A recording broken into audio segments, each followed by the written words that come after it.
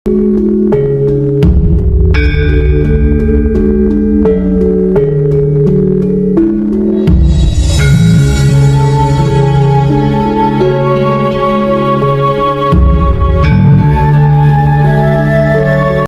lega sekali setelah puluhan tahun saya menunggu bahwa Habib Rizik bersama Abdurrahman Wahid berbeda, dan hari ini saya lega, saya pendukung Abdurrahman Wahid, ternyata Habib Rizik hilang.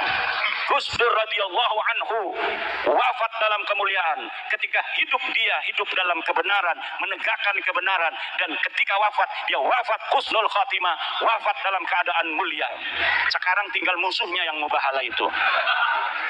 Kita akan saksikan yang berani bermubahala dengan Gus Dur itu bagaimana akhir hidupnya, dan hari ini alamannya sudah mulai nampak bagaimana setiap hari dia merendahkan dirinya dengan kehinaan terus menuju titik nadir kehinaan yang paling hina dina. Pak Imaduddin, Pak Kiai kan kali dulu tidak ada, tapi betul nopo-nopo terlambat, lebih baik terlambat daripada kecepatan masuk rumah sakit. Itu kalau filosofinya naik kendaraan. Kok yang bangkit, kok yang di pinggir kali laping dulu, bukan di pusat, padahal kita menunggu sudah babak belur. Pak Kiai sudah babak belur, Kiai seluruh Indonesia. Tadi kok PBNU-nya kok diem-diem saja, kayak umpetan gitu ya. Urusan-urusan sedulur PBNU dengan warga NU, NU dengan NU tidak akan mengeluarkan mereka dari NU bagaimanapun konfliknya. Itu kehebatan orang NU. Konfliknya nggak bakal bikin PBNU tandingan, kecuali Idrus Romli. Nggak ada. Sekarang pun Idrus Romli udah nggak berani ngomong NU garis lurus, nggak berani dia. Monggo untuk yang pertama Sohibul Wilayah Pak Wahid. Monggo.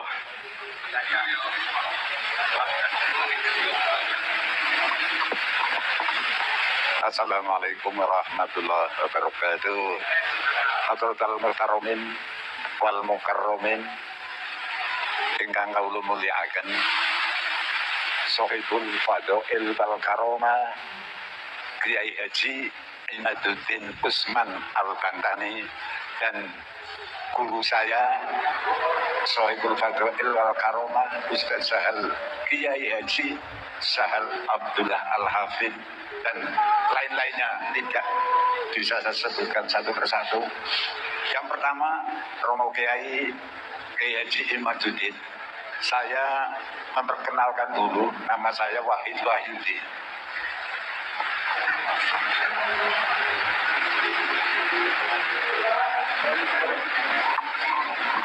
Nama saya Wahid Wahyudi yang tadi disebutkan oleh moderator Sohibul Wilayah.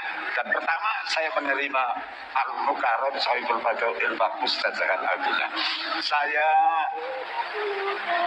mengucapkan banyak-banyak terima kasih atas pencerahannya yang ditunggu-tunggu oleh warga NU, karena saya lahir juga bukan NU.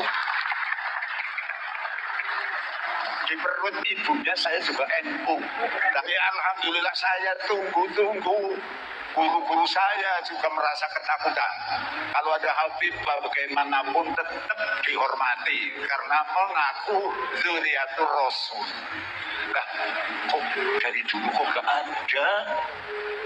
Pak Imaduddin, Pak Kiai kan dari dulu tidak ada. Tapi betul nopo-nopo terlambat, lebih baik terlambat daripada kecepatan masuk rumah sakit. Itu kalau filosofinya naik kendaraan. Saya teringat barangkali salah, apa betul, saya sih dari dulu kurang senang sama Habib. Guru saya itu mengajarkan begini, mau nanti salah ya tolong nanti direvisi. Jadi yang punya unek-unek sama ya nggak usah bertanya, mau ke pemain. Okay? Itu kata guru saya, laisal ansub binasan walakinnal ansub bil ilmi wal amal. Sehingga itu saya senang sekali. Karena dengan ilmu kita tahu, apalagi tadi diberikan pencerahan oleh Al-Mukarram, sangat luar biasa.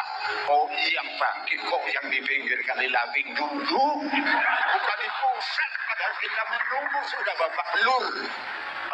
bapak belur kiai seluruh Indonesia. Tapi kok PBNU-nya kok diem-diem saja, kayak umpetan gitu loh ya. PBNU-nya itu untuk member saya, karena saya orang awam. Apalagi PCNU Kabupaten Purbalingga, ya orang punya daya kekuatan karena yang di pusat saja diam. Nah, untuk itu sekali lagi saya doakan Al-Mukarram Bapak Kiai Haji Imaduddin mudah-mudahan setelah memberikan pencerahan diberikan keselamatan. Terus silahkan bawa ke seluruh Nusantara. Mudah-mudahan kita yang mendengarkan tausiahnya tadi, mudah-mudahan mendapatkan pengertian yang bermanfaat. Sekali lagi saya ucapkan terima kasih dan alhamdulillah lewat Al-Mukarram hadir di Pondok Pesantren Aqsal Madinah jadi ngerti PBI. Saya kemarin nggak ngerti, alhamdulillah saya jadi ngerti. Demikian yang saya sampaikan, kurang lebih dan mohon maaf yang sebelumnya. Assalamualaikum warahmatullahi wabarakatuh. Waalaikumsalam warahmatullahi wabarakatuh. Oke, terima kasih pada Pak Kiai Wahid. Ini semacam testimoni. Saya kira hampir sama. Monggo yang selanjutnya. Ya, monggo dari Purbalingga. Sebelumnya saya kasih waktu pertanyaannya maksimal 2 menit. Curhat pun maksimal 2 menit. Kalau tadi saya nggak berani nyegah ini. Assalamualaikum warahmatullahi wabarakatuh. Kula Hadi Suwanto saking Purbalingga. Niki sami, jadi saya tidak bertanya tetapi testimoni. Testimoni apa yang saya alami sendiri. Jadi tahun 2021 saya itu mau ke Sumbang Tebireng nengok anak saya karena nyantri di sana. Sampai di Semarang saya dicegah sama teman saya di Semarang namanya Agung, tapi saya biasa manggil Tisan, itu teman kuliah saya. Terus ternyata si Agung tadi yang dulu teman kuliah saya sekarang jadi juru kunci makam. Namanya Raden Temenggung siapa terkenal makam Mbah Dipok di Semarang di Kampung Ketempen. Monggo saged dipun pirsani teng Facebook teng YouTube wonten. Terus saya karena tahun 2021 belum rame, saya ziarah di makam itu. Habis itu saya ke Jombang, 3 bulan setelah itu teman saya tiba-tiba jatuh sakit dan akhirnya 2 minggu kemudian meninggal teman saya itu. Tetapi beberapa hal yang dapat saya sampaikan di sini, waktu saya ketemu dengan teman saya itu hampir tiap tahun teman saya itu setor hasil infak makam itu ke Abah Lutfi bin Yahya Pekalongan. Itu hampir tiap tahun, dan itu kata teman saya itu minimal 5 karung hasil infak itu. Nah, bilalah karena teman saya sudah meninggal tahun 2021, itu bulan April, berarti 3 bulan berikutnya sekitar April, Mei, Juni, Juli lah beliau meninggal. Terus tahun 2023 kemarin makam Mbah Depok itu ternyata dibongkar. Jadi saya jadi kaget juga waktu itu. Saya ke Semarang ketemu dengan istrinya si teman saya Agung itu. Ternyata karena Agung itu punya syahadah asli dari Habib Lutfi dan makamnya itu ternyata kosong. Jadi itu testimoni pertama. Jadi itu menjadi keyakinan saya dalam mensikapi satu, yang kedua mengambil keputusan saya sama keluarga saya bahwa hakul yakin bahwa Habib itu bukan dzurriyyatur Rasul. Itu pertama. Yang kedua, pada bulan Juli kemarin, saya akan sharing sedikit lagi. Pada bulan Juli kemarin, 1 bulan yang lalu, saya diamanati dari orang tua saya disuruh menjual mobil Panther tahun 97. Lah, ada teman Muhyiddin Purbalingga berdomisili di mana? Di Bojongsari, nelpon saya. Kang, nyun sewu, saya mau lihat mobilnya. Akhirnya mobil itu saya parkir di garasi. Terus saya lihatkan, si orangnya itu bilang, ini yang mau beli bukan saya Kang, tapi Habib Salim dari Selawi. Nah, akhirnya karena Habib saya tetap hormat, karena saya pernah punya guru, Habib Lutfi itu guru saya. Saya tahun 87 sampai tahun 90 waktu saya aliyah, saya mondok di pondok pesantren di Batul Muta'alimin di Pekalongan, di Nahrawi. Jadi saya tiap seminggu sekali itu biarin. Terus saya tiap hari Minggu itu saya selalu ikut rutinan tempat Habib Lutfi, Simtuduro sama Rotib Al-Hadad. Jadi 2 hal itu yang saya ikuti selama 3 tahun saya ikut Habib Lutfi. melanjut yang tadi, yang bulan Juli tadi, akhirnya Habib Salim dari Selawi itu mau beli mobil saya. Itu pas hari Jumat. Justru saksinya ada istri saya, ada Muhyiddin yang dari Bojongsari namanya Cak Husen. Terus waktu sholat Jumat, saya bilang, Beb, ini Jumat, tolong Jumatan dulu bareng-bareng gitu. Ternyata Habib Salim itu bilang musafir gitu. Dari Selawi ke sini saya bilang, itu terserah ente, Bib, mau ke musafir atau tidak, yang penting saya sudah mengingatkan. Habis Jumat kan saya ngasih makan, saya kasih makan, saya belikan makan, itu ngobrol sampai lebih dari jam 4, artinya sudah waktu asar sudah selesai. Artinya di situ ada Habib, ada Cak Husen yang memang tidak sholat Jumat, tidak duhur sampai asar. Dua hal itu yang menjadikan keyakinan saya bahwa ternyata memang nggak mungkin kalau Duriyah Kanjeng Nabi itu syariat tidak melakukan. Jadi pasti itu bukan Duriyatul Rasul. Jadi begitu. Ya. Maturun. Assalamualaikum warahmatullahi wabarakatuh. Nggih, monggo yang selanjutnya ini testimoni berarti nggih dari Purbalingga. Selanjutnya Pak Heri, ini ada dua Pak Heri ini. Pak Heri yang mana? Kalau testimoni dia Monggo, lagi pengsot Pak Heri sepuh kali Pak Heri nem.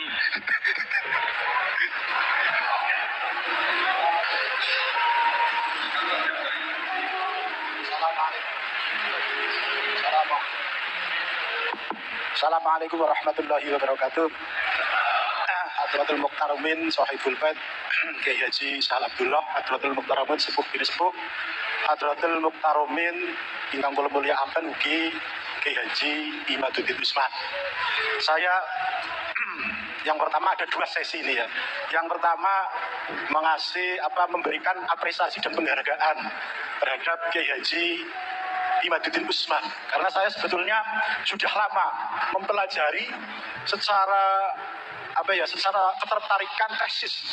Pada tahun 2018 saya itu kaget ini, pada saat itu ada sebuah kiai dari Banten yang menulis tesis tentang pembatalan nasab Ba'alawi. Terus saya tanya, saya buka literasi dan saya cari kurikulum vitae, ini kiai kok berani, jadi saya mengasih rivet kepada Kiai Haji Kiai Imad. Yang jelas pada saat itu saya membuka tesis dan sedikit membuka tentang prokes-prokes perdebatan antara Kiai Imad dengan Gus Rumel. Pada saat itu mendebatkan kitab-kitab di abad keempat, kelima, keenam, ketujuh, kedelapan, dan terakhir membahas kitab yang dikarang oleh Ali Sakron yang mencantolkan nasab Ubaid bin Ahmad yang termasuk Ba'alawi. Jadi yang pertama saya mengasih apresiasi keberanian Kiai Imad tentang tesisnya. Dan yang kedua, permasalahannya adalah karena yang menghormati dan yang mentakdimi itu Habib Ba'alawi itu orang NU sendiri. Permasalahannya adalah bagaimana bisa bersinergi antara tesis yang dibikin oleh Kiai Imad dengan kepengurusan PBNU. Saya mendengar dan menyaksikan pidato Rois Am PBNU Kiai Haji Miftahul Akhyar yang sangat kontradiktif dengan Kiai Imad gitu loh. Di situ apakah warga NU ini menjadi ada keterpikiran, kalau saya ya secara ilmiah, secara tesis ya ilmiah, kita bisa dimusyawarahkan antara Ba'alawi dengan tesisnya Kiai Imad. Kalau di situ RA berani untuk memusyawarahkan bertemu dengan Kiai Imad biar PBNU untuk memfasilitasi. Iya. Jadi nanti ada titik temu. Ya, terima kasih sudah saya catat intinya pertanyaan. Assalamualaikum warahmatullahi wabarakatuh. Waalaikumsalam warahmatullahi wabarakatuh. Monggo sekali lagi. Monggo yang depan nanti Pak Heri. Yang depan dulu. Assalamualaikum warahmatullahi wabarakatuh. Salam. Yang saya hormati Kiai Imad, yang saya hormati Sohibul Mahad Kiai Sahal. Sebenarnya kita semua mempunyai perasaan yang sama. Bahkan hampir seluruh Indonesia kita mempunyai perasaan yang sama, yaitu mempunyai tanda tanya terhadap para habaib, para habib. Nah, untung ada seseorang yang berani menarik pelatuk, sehingga pelatuk yang lama sudah siap, ini tidak ada yang berani berani memicu. Alhamdulillah Kiai Imad lah orang yang berani mengambil senapan kemudian menarik picu itu, menarik pelatuk itu sehingga meledak.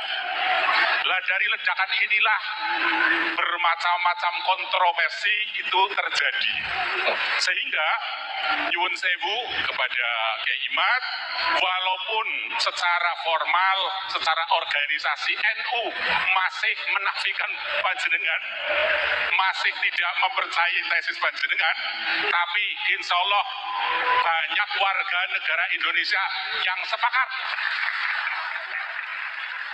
yang mendukung gerakan panjenengan.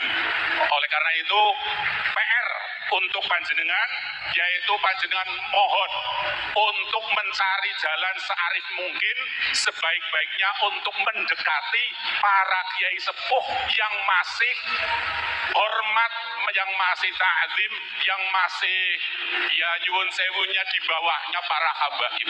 Lah kiai-kiai itulah monggo panjenengan dekati.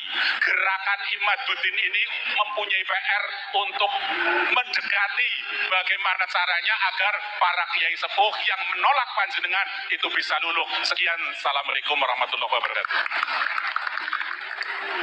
Ya, terima kasih. Yang satu lagi, monggo. Assalamualaikum warahmatullahi wabarakatuh. Abdurrahman Zain dari Balai Rasa. Terima kasih kepada Kiai Haji Sahal Abdullah. Terima kasih kepada Kiai Haji Imaduddin Al-Bantani. Hari ini saya lega sekali. Setelah puluhan tahun saya menunggu bahwa Habib Rizik bersama Abdurrahman Wahid berbeda, dan hari ini saya lega, saya mendukung Abdurrahman Wahid. Ternyata Habib Rizik hilang. Yang kedua yang duduk di sini, Imad, Muhibbin, Habib Lutfi semua. Belum tentu. Nanti dulu, jangan dulu jawab. Sampai bukti di Masjid Balai Raksa ingin kedatangan Habib Lutfi, tidak sampai batunya dibawa ke Pekalongan, ditandatangani, tanda tangannya masih ada di Masjid Balai Raksa. Itu pertanda bahwa di sini masih Muhibbin Habib Lutfi bin Yahya. Kalau hari ini saya nggak tahu. Kemarin. Yang ketiga, saya urut biar cepat 2 menit kan? Okay. Ya. Yang ketiga, saya sepakat dengan pertanyaan bagaimana dengan kalau saya tidak mengatakan PBNU, saya akan mengatakan dengan Kiai Miftahul Akhyar. Satu. Yang kedua dengan pondok pesantren yang ada di Sidogiri. Yang ketiga dengan pondok pesantren yang ada di Jawa Timur, Kediri. Dan bagaimana menyikapi seorang kiai dan anak buahnya yang umatnya ribuan juga masih tetap tidak ke Kiai Imad, juga tidak ke Kiai Habib. Bahkan Habib itu bernaung di situ, yaitu, dan saya salah satunya adalah Muhibbin Mbah Maimun Zubair. Tapi saya sudah menentukan sikap, saya mendukung Kiai Imad. Mbah Maimun Zubair beserta kiai-kiai di bawahnya belum ada yang memberikan sikap tegas. Itu yang di tengah-tengah. Kemudian ada di Kediri, ada yang di Peloso itu, kemudian di Sidogiri. Bagaimana sikap kita ditambah dengan Kiai Miftahul Akhyar. Langkah-langkah itu. Kemudian saya sampaikan jazakumullah khairul jaza. Semoga Kiai Haji Sahal Abdullah panjang umur, manfaat sebagai panutan kita. Yang kedua, Kiai Haji Imaduddin Al-Bantani, terus saya dukung perjuangannya sampai kapanpun untuk menegakkan kebenaran. Dan terakhir, kemarin masih diharamkan tentang tes DNA. Hari ini saya terjawab walaupun baru sedikit oleh pembahasan Kiai Sahal Abdullah tadi pada waktu tentang menerangkan salah satu sirnya Allah adalah tes DNA. Saya menyimpulkan seperti itu. Maka saya bangga hari ini ada sedikit terjawab tentang yang mengharamkan tes DNA. Wallahul muwaffiq ila aqwamit thoriq. Assalamualaikum warahmatullahi wabarakatuh. Waalaikumsalam warahmatullahi warahmatullahi wabarakatuh. Terima kasih. Ini sesi pertama ya. Saya tangkap dari beberapa yang telah disampaikan oleh para kiai, para bapak semua tadi.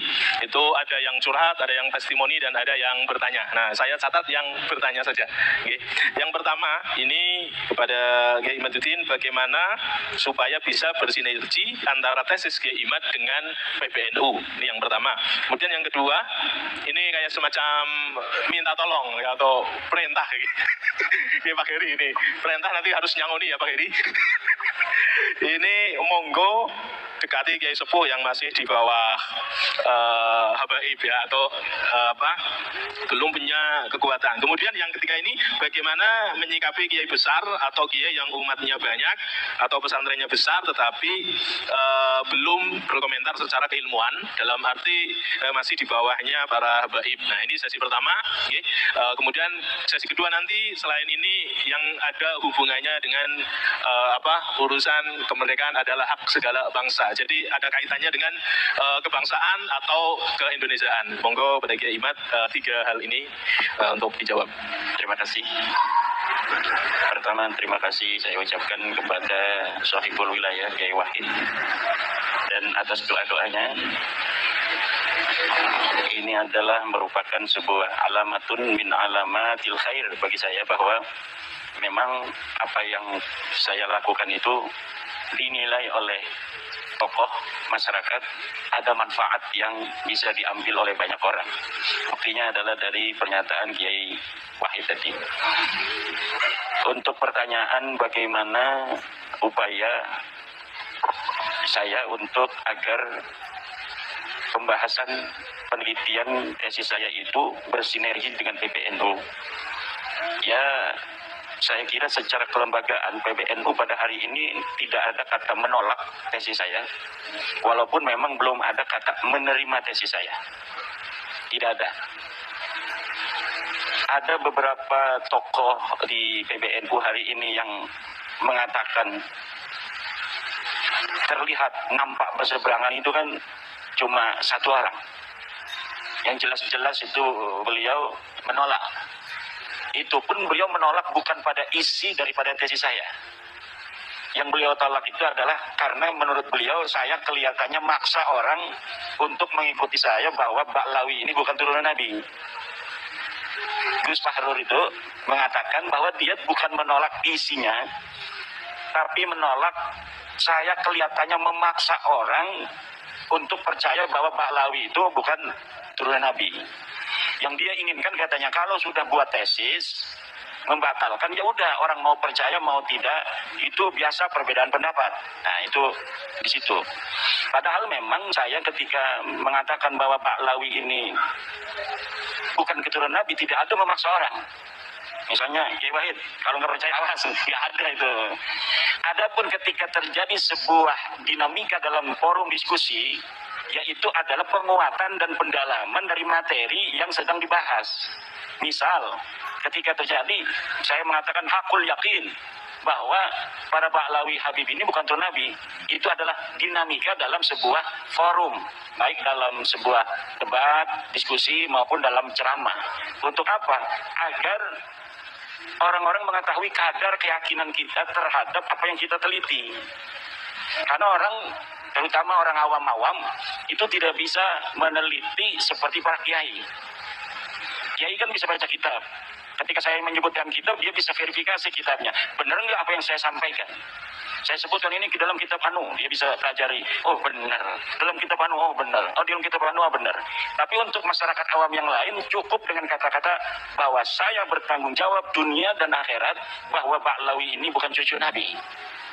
Jadi ada perbedaan di dalam tekanan dalam bagaimana kita memberikan sebuah keyakinan kepada audien bahwa apa yang kita teliti ini berdasarkan daripada keyakinan secara ilmiah yang saya yakini. Gitu. Jadi itu di PBNU itu. Bahkan saya itu kan di PBNU masih. Teman-teman di LBM itu banyak yang mendukung. Bahkan ada yang mengatakan hampir 98%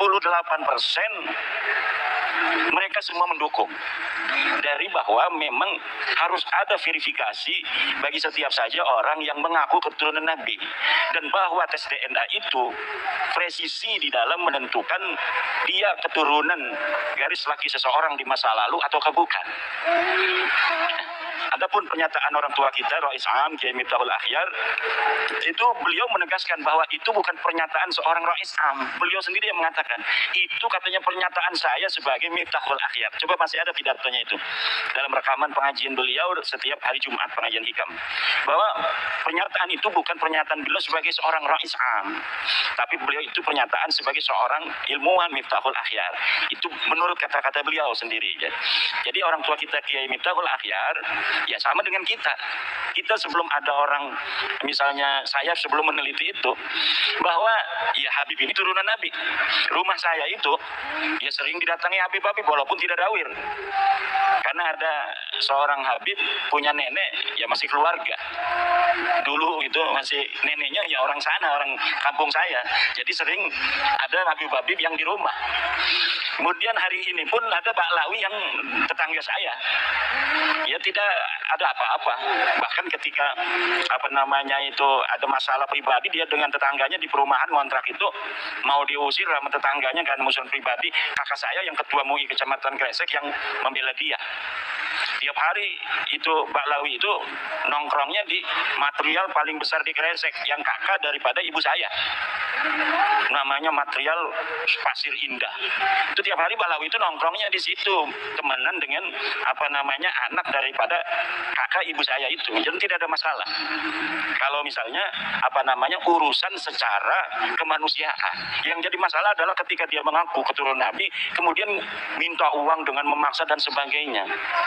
Nah, jadi tidak ada urusan pribadi di dalam masalah penelitian nasab para kabaib ini. Ketika kita sudah mengetahui bahwa seseorang ini adalah bukan turun Nabi, hukumnya wajib bagi siapa saja untuk memberitahu kepada yang lainnya. Hanya itu saja beban saya untuk mau pergi lama-lama ini beberapa hari meninggalkan santri saya.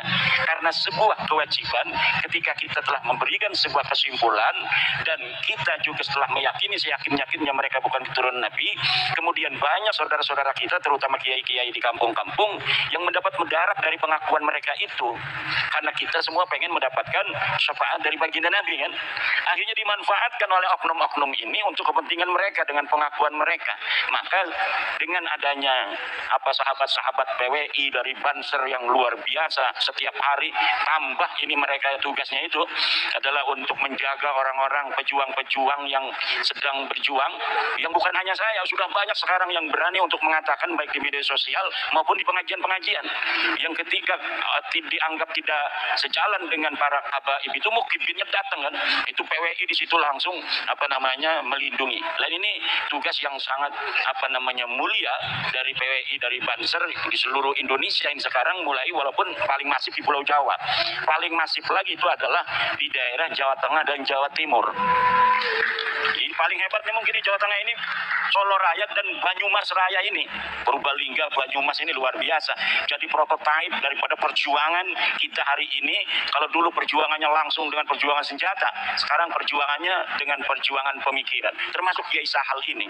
Ini perjuangan pemikiran, perjuangan dana, perjuangan mungkin akan banyak orang yang mukibin itu nanti mencela, mencaci, itu harus siap Kiai. Jangan senyum-senyum aja ini. Saya itu wajah saya udah nggak ada rupa orang itu di Facebook itu. Saya biasa-biasa aja, karena saya menganggapnya itu wajar. Seorang Nabi Muhammad SAW saja itu kan luar biasa. Innahu sahirun kadzab dan lain sebagainya. Ada lagi sahirun majnun kan, gila dan lain sebagainya. Jadi hal-hal yang semacam itu pasti akan ada konflik, walaupun sekecil-kecilnya pun akan ada konflik. Ya semacam ini konfliknya. Mertua dengan menantu, mertuanya dukung saya, menantunya belum, atau sebaliknya mertuanya dukung Habib, menantunya dukung saya. Jadi ada konflik sedikit. Itu pasti dalam kebenaran itu ketika diungkapkan akan terjadi clash. Nabi Muhammad siapa dulu itu yang saling tidak akur? Keluarganya Nabi. Abu Thalib, Abbas, Hamzah, ya kan, Abu Lahab, ya berbeda-beda. Yang langsung menerima hanya Hamzah, Sayyidina Hamzah. Abbas belum. Sampai perang Badar, Sayyidina Abbas itu masih perangnya bersama Abu Sufyan, bersama Abu Lahab, Abu Jahal. Kemudian Sayyidina Abu Talib sampai meninggal tidak terdengar beliau mengucapkan la ilaha illallah walaupun selalu mendukung. Jadi ada yang mendukung terus tapi nggak mau masuk PWI. Tapi mendukung, bahkan ngasih uang kalau ada acara PWI. Tapi belum pernah ngomong saya adalah percaya, saya yakinnya Ba'lawi itu bukan itu. Nabi belum pernah ngomong begitu. Tapi kalau ada acara PWI, nih buat ini ngasih aja sama ketua PWI Ki Ali Ridho tuh. Ini 300.000. Nah ini Abu Talib itu.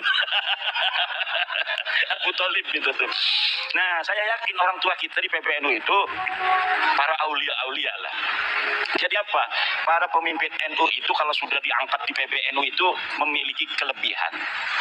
Dan apa yang telah dilakukan oleh orang-orang tua kita itu mungkin itu yang terbaik pada saat ini. Itu yang terbaik untuk kita semua. Coba misalnya kalau baru misalnya 2 tahun yang lalu tesis saya ini PBNU dulu yang nerima, dikaji oleh PBNU, diputuskan betul Habib ini bukan turun Nabi. Sedang di bawah orang belum paham apa yang akan terjadi. Bisa di demo betul-betul besar-besaran PBNU. Kemarin aja ada yang demo itu. Kalau kemarin urusannya urusan ecek-ecek itu, urusan sedulur itu, biasa NU itu sedulur itu nanti beres lagi itu orang-orang sedulur semua. Urusan sedulur PBNU dengan warga NU dengan NU tidak akan mengeluarkan mereka dari NU bagaimanapun konfliknya. Itu kehebatan orang NU. Konfliknya nggak bakal bikin PBNU tandingan kecuali Idrus Romli. Nggak ada. Sekarang pun Idrus Romli udah nggak berani ngomong NU garis lurus, nggak berani dia. Saya omongin terus ya NUGL. Enggak, kami nggak NUGL katanya. Mana katanya kitab sejamannya tentang NUGL. Emang enggak, tapi kan mereka bikin grup Facebook dulu. Grup Facebook NUGL, bikin sebuah web NUGL. Tapi hari ini mereka nggak mau. Pak Lutfi Basori nggak mau disebut NUGL sekarang. Itu hebatnya NU. NU ini adalah Jam'iyatun Mubarakatun. Jam'iyatun Mubarakatun. Organisasi yang penuh keberkahan. Insya Allah pada saatnya semua warga NU akan sepaham dengan kita semua bahwa Habib ini bukan keturunan baginda Nabi besar Muhammad sallallahu alaihi wasallam.